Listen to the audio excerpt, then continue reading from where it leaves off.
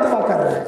اور ایک حدیث پاک میں آیا پیارے آقا نے فرمایا کہ رجب اللہ کا مہینہ ہے، شعبان میرا مہینہ ہے، اور رمضان اللہ کے بندوں کا مہینہ ہے. سبحان اللہ. یہ جو مہینہ آ رہا ہے تو معلوم ہوا کہ حضور نے پہلے سے تیاری فرمائی رمضان کی. میں یہ پیغام دینا چاہتا ہوں کہ اگرچہ رمضان کا مہینہ شروع ابھی نہیں ہوا ہے، اگر 29 کا چاند ہو گیا تو آج شام سے ہی شروع ہو جائے گا، اور اگر 29 کا چاند نہیں ہوا تو کل سے شروع ہوگا. تو آج میں یہ چاہتا ہوں کہ ہم نے کون سی تیاری کی ہے. تیاری بہت ضروری ہے.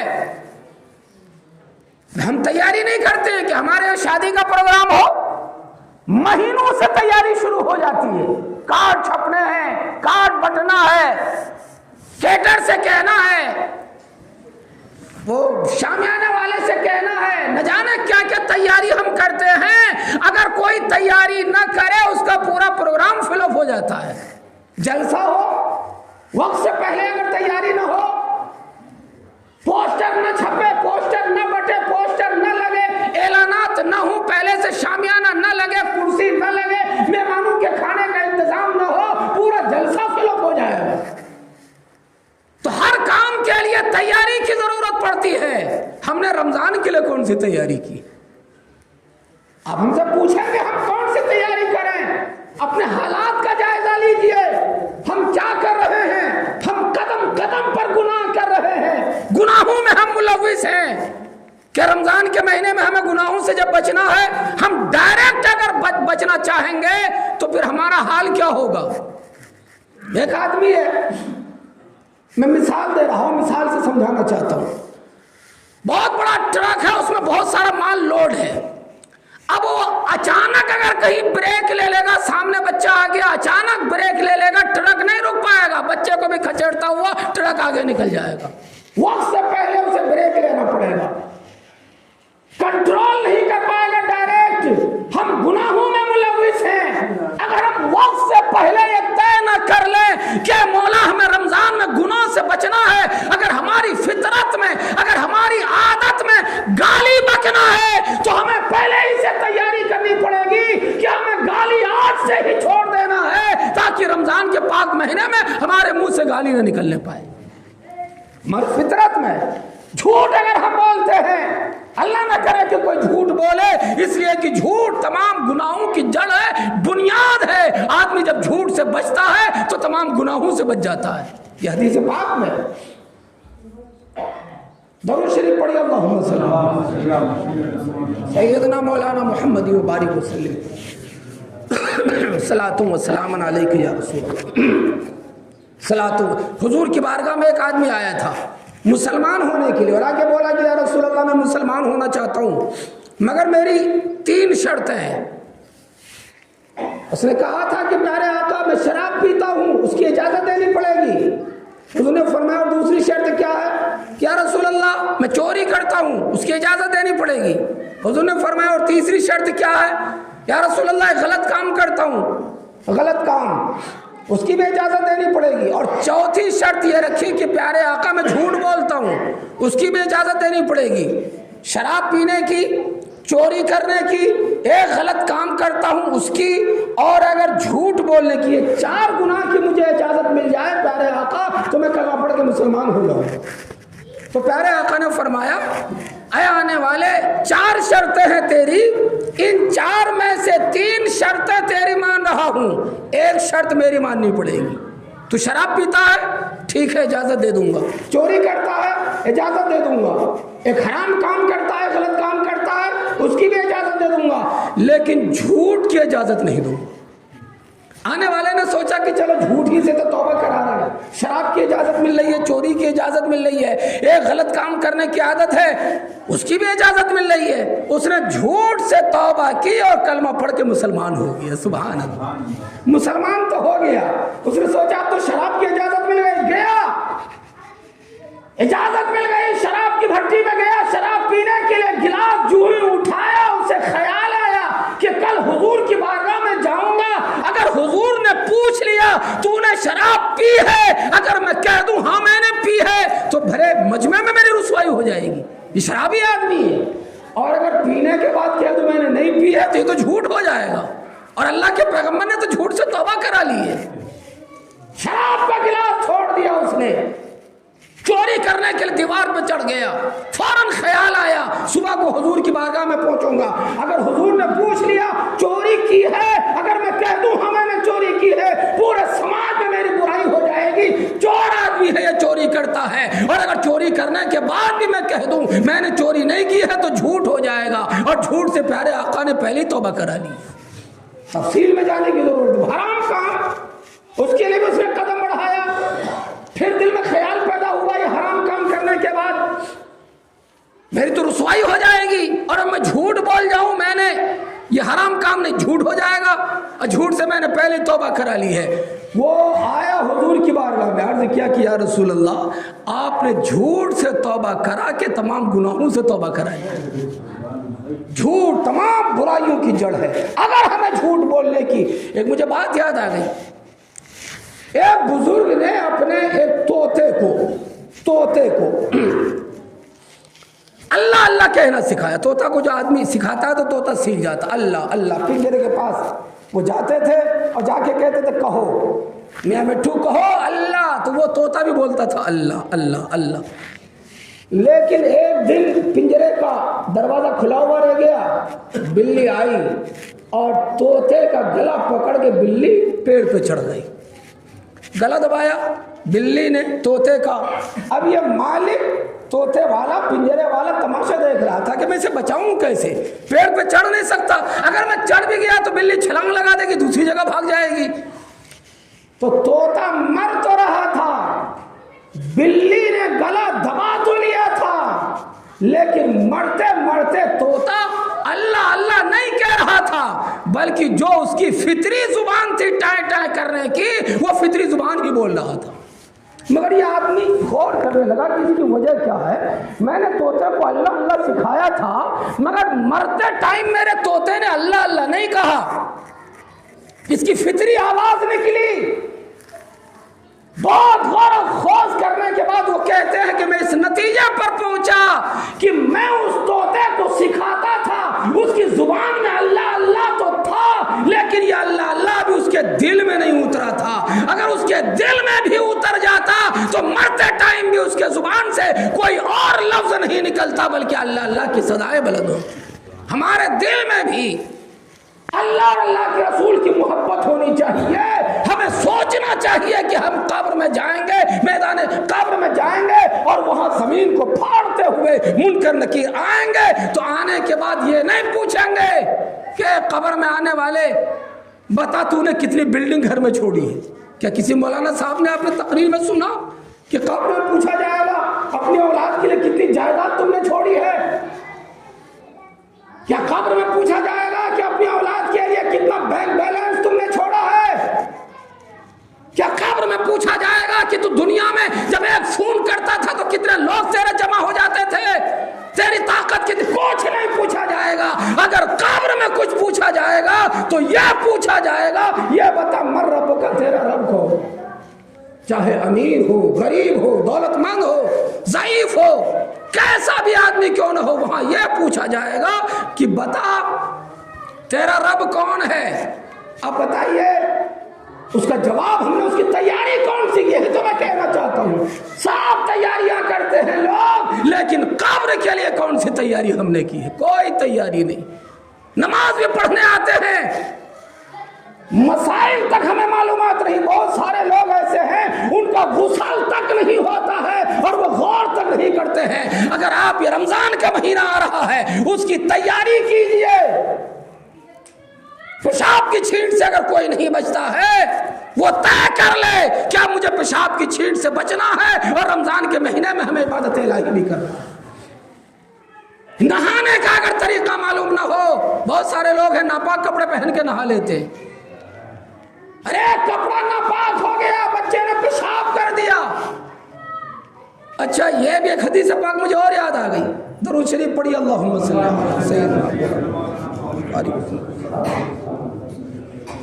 ایک بچے نے پیارے آقا کے کپڑے میں پیشاب کر دیا، ہمارے کپڑوں میں بھی بچے کر دیتے ہیں، بچے تو بچے ہی ہوتے ہیں۔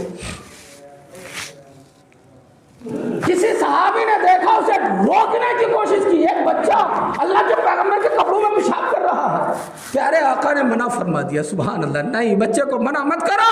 اگر تم نے منع کر دیا، بچہ اگر ڈر گیا، اس کا پیشاب اگر راستے میں رک گیا تو اسے بیماری لاحق ہو سکتی ہے، اس کی کڈنی میں انفیکشن ہو سکتا ہے. اسے کر لینے دو پیشاب. اگر میرے کپڑے میں پیشاب کرے گا میں کپڑے کو دھو کے پاک کر لوں گا، لیکن اس بچے کو اگر بیماری لگ گئی تو اس کا جواب کون دے گا؟ پیارے آقا لوگوں کا اتنا خیال رکھتے تھے. ایک آدمی نے تو آ کے مسجد میں پیشاب کرنا شروع کر دیا. وہ تو میرے خیال سے چھوٹی چھوٹی کتابوں میں بھی ہم نے شاید بچپن میں پڑھا تھا. صحابی نے دیکھا، اسے روکنے کی کوشش کی، یا رسول اللہ یہ دیکھیے مسجد میں آ کے پیشاب کر رہا، روکو جا کر. پیغمبر نے منع فرما دیا، اگر تم نے روک دیا پیشاب راستے میں اگر رک گیا اسے بیماری لاحق ہو جائے گی. یہ پیارے آقا کا کردار. میں عرض یہ کرنا چاہتا ہوں، بات یہاں سے چلی تھی کہ ہم ناپاک کپڑا پہن کے نہاتے. بچے نے پیشاب کر دیا ہمارے تہبند میں مثال کے طور پر، اور وہی کپڑا پہن کے ہم نہا رہے ہیں، اوپر سے پانی ڈال رہے ہیں. وہ جہاں کپڑے میں جس جگہ پیشاب لگا ہوا ہے پانی کے ساتھ بہہ کے وہ تو پورے بدن میں لگ گیا. پاک ہونے کے بجائے اور ناپاک ہو گئے. غسل فرض ہے، اور غسل میں فرائض کتنے؟ ہم تو الٹے سیدھے نہا لیتے ہیں، ہم پوچھنا تک نہیں چاہتے. نہائے کیسے، ہم پاک کیسے ہوں گے؟ آپ تعجب کریں گے، حضرت مولا علی رضی اللہ تعالیٰ عنہ کے بارے میں کتابوں میں آتا ہے، مولا علی رضی اللہ تعالیٰ اکثر گنجے رہا کرتے تھے. گنجے، بال کم رکھتے تھے. وجہ کیا تھی؟ پیارے آقا کی حدیث سنی. پیارے آقا نے فرمایا کہ اگر آدمی کو نہانے کی ضرورت ہو اور پورے بدن میں اگر ایک بال بھی دھلنے سے رہ جائے تو آدمی کا غسل نہیں ہوگا، وہ پاک نہیں ہوگا، ناپاک ہی رہ جائے.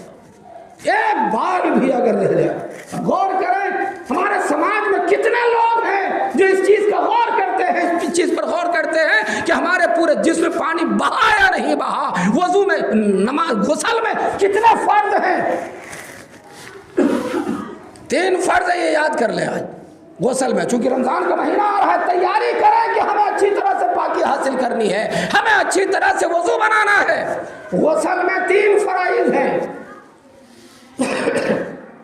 نمبر 1 کلی کرنا، خوب اچھی طرح سے منہ کے اندر کوئی حصہ بچنے نہ پائے، بڑھیا سے وہ، اور غرارہ بھی کرے، لیکن روزے کی حالت میں غرارہ نہ کرے، روزہ خراب ہو جائے گا. یہی وجہ ہے کہ اگر رمضان کے مہینے میں کوئی ناپاک ہو جائے تو میں نے کتابوں میں یہ پڑھا ہے کہ یا تو فجر سے پہلی بات کہ وہ نہا لے، بڑھیا سے نہا لے گا، غرارہ بھی کر لے گا، اور اگر کسی وجہ سے وہ رات میں نہا نہیں پایا تو کم از کم غرارہ ضرور کر لے، اس لیے کہ جب روزہ شروع ہو جائے گا تو غرارہ نہیں کر پائے گا. یعنی اتنا بڑا خیال رکھا گیا ہے غرارہ کرنے کا کہ منہ کے اندر کوئی حصہ بچنے نہ پائے. لیکن آج ہم کتنی بے احتیاطی کرتے ہیں، ہمارے سماج کے لوگ کتنی بے احتیاطی کرتے ہیں. تو نمبر 1 غرارہ کرنا فرض ہے. غسل میں غرارہ نہ کرے، کلی نہ کرے. 1000 بار بھی پورے بدن میں پانی بہائے گا آدمی پاک نہیں ہوگا، اس کی نماز نہیں ہوگی. 3 فرائض ہے. میں تو علماء کی موجودگی میں بول رہا ہوں. کبھی کہیں گے یہ مولوی غلام گیلانی پتہ نہیں کیسی بات کرتے ہیں. نمبر 1 غرارہ کرنا. نمبر 2 ناک میں پانی چڑھانا. جہاں تک نرم حصہ ہے ناک میں بھی آگے چل کر ہڈی ہے، ہڈی تک پانی پہنچانا اور اس کے اندر کا ہر عضو دھونا، یہ فرض ہے. اور تیسرے نمبر پر ہے پورے بدن میں سر سے لے کے پاؤں تک پورے بدن میں پانی بہانا. لوگ بہا تو لیتے ہیں بہت سارے لوگ، مگر غور کبھی ہم نے کیا ہے کہ ہمارے بدن میں کچھ حصے ایسے بھی ہوں گے کہ اگر ہم پانی بہائیں گے مگر اس جگہ میں پانی نہیں پہنچے گا. بہت ساری جگہ ہو سکتی ہے. میں مثال کے طور پر یہی بتا دوں، یہ جو گلا ہے اوپر سے پانی بہائیے، یہ گلا خشک رہ جائے. جب تک گلا اوپر کر کے آدمی اس میں پانی نہیں بہائے گا تو وہاں پانی نہیں پہنچے گا، آدمی کا غسل نہیں ہو. یہ بغل ہے جسے ککتی بولتے ہیں ہم لوگ. اگر ہاتھ اٹھا کر پانی نہ بہایا جائے یہاں پانی نہیں پہنچے گا. پانی اگر نہیں پہنچا، علماء کی موجودگی میں بول رہا ہوں، اس کا غسل نہیں ہوگا. عورتوں کے جسم میں بھی کچھ جگہ ایسی ہوتی ہیں، کھول کے میں بول نہیں سکتا ہوں، اشارے میں ہماری ماں بہنیں بھی سمجھ سکتی ہیں. جب تک عمر کی وجہ سے کچھ حصے ایسے بھی ہوں گے کہ جہاں بغیر اس کو اٹھائے پانی نہیں پہنچے گا، تو جہاں جہاں پانی نہیں پہنچے گا وہاں پانی پہنچانا ان کے لیے بھی ضروری ہے۔ تو نہانے سے پہلے اگر ہمارے کپڑے ناپاک ہیں، پہلے اس کپڑے کو بدلیے، پاک کپڑے پہن کے نہائیے، صحیح طریقے سے نہائیے، اس انداز میں تیاری کیجئے، رمضان کی تیاری کیجئے کہ رمضان کے مہینے میں اللہ رب العالمین نے ارشاد فرمایا شہر رمضان الذی انزل فیہ القرآن، رمضان کے مہینے میں قرآن اتارا گیا ہے، ھدی للناس، اس میں انسان کی ہدایت ہے، فمن شہد منکم الشہر فلیصمہ، تو تم میں سے جو اس مہینے کو پالے تو روزہ ضرور رکھے۔ سبحان اللہ، روزہ ضرور رکھے۔ اب ایک آدمی اگر سوال کرے گا مولا روزہ کیوں رکھے؟ صبح صادق سے لے کے سورج ڈوبنے تک مولا ہم کھانے پینے سے رک جائیں گے، خواہشات نفسانی جو جائز ہے اس کو کرنے سے اگر ہم رک جائیں گے مولا تجھے کیا فائدہ ہوگا؟ تو رب فرمائے گا میرے بندے تیری سمجھ میں آئے نہ آئے لیکن تو روزہ رکھ لے، اس میں تیرا ہی فائدہ ہے، تجھے تقوی حاصل ہو جائے گا، تجھے پرہیزگاری حاصل ہو جائے گی اور بہت ساری بیماریوں سے تجھے نجات مل جائے گی۔ ایک بچہ، چھوٹا سا بچہ، مثال کے طور پر آپ نے بھی بچے پالے ہوں گے، بچے کو دوائی پلائیے، بچہ دوا پینے کے لیے تیار نہیں ہوتا ہے، ماں باپ کرتے کیا ہے؟ ناک پکڑ کے، ہاتھ پکڑ کے، منہ پکڑ کے زبردستی اسے دوا پلاتے ہیں۔ اے بچے یہ دوا تجھے کڑوی لگ رہی ہے لیکن تجھے معلوم نہیں ہے یہ دوا تجھے کڑوی۔ درود شریف پڑھیے، اللہم صلی علی سیدنا مولانا محمد وبارک وسلم، صلاۃ و سلام علیک یا رسول اللہ۔ لیکن ماں باپ جانتے ہیں، بچے سے کہتے ہیں بچہ پی لے، تیرا فائدہ اسی دوا میں ہے۔ تو رب بھی فرماتا ہے اے میرے بندے تو روزہ رکھ لے، تیرا فائدہ بھی اسی روزہ رکھنے میں ہے۔ کہ ہر انجن کو، آج کل تو مکئی کا زمانہ ہے، انجن خوب چلتے ہیں، اگر لگاتار انجن چلتا رہے انجن جلدی خراب ہو جائے گا، انجن کو بھی آرام دینا پڑتا ہے۔ مجھے بھی کئی لوگوں نے مشورہ دیا کہ آپ بہت دور جاتے ہو اسکوٹی لے کر راستے میں ایک جگہ رک جایا کرو 5-10 منٹ کے لیے، انجن کو آرام مل جائے گا۔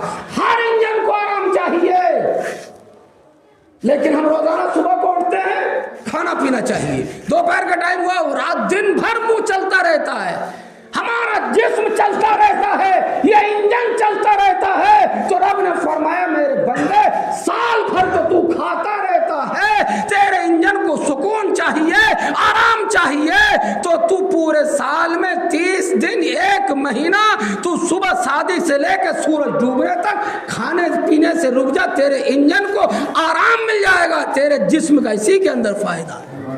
فَلْيَصُمْ ہو، تم روزہ رکھو، اور ایسا بھی نہیں کہ سب کے لیے زبردستی ہو، قرآن میں ہے، حافظ صاحب موجود ہیں، نام کیا ہے حافظ صاحب کا؟ حافظ صارق رضا،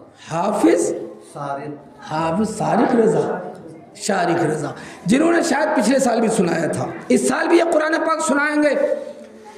ان کے سینے میں پورا قرآن موجود ہے، اور قرآن میں ہے، رب نے فرمایا کہ اگر زبردستی نہیں ہے کسی کے لیے کہ سب کو رکھنا ہی پڑے گا، قرآن میں ہے، غالباً سورہ آل عمران ہی میں ہے شاید، یا سورہ بقرہ میں یہ آیت، شہر رمضان الذی انزل فیہ القرآن ھدی للناس وبینات من الھدی والفرقان فمن شہد منکم الشہر فلیصمہ، اور اس کے فمن کانا ومن کانا مریضا، اگر تم میں سے کوئی بیمار ہو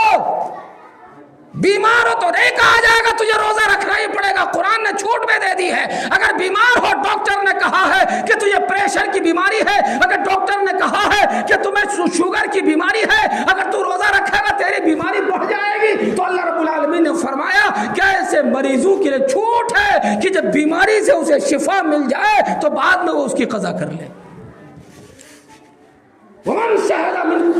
ومن کانا مریضن، اور جو تم میں سے بیمار ہو، او علی سفر، اگر سفر میں ہو، سفر کرے گا 92 کلومیٹر کے سفر کے ارادے سے اگر کوئی چلے، 92 کلومیٹر، تفصیل میں نہیں جاؤں گا، 3 دن کا راستہ، حضرت امام اعظم نے فرمایا، امام مالک نے فرمایا 2 دن کے راستے کے لیے، سفر کے لیے کوئی نکلا تو وہ مسافر ہے، امام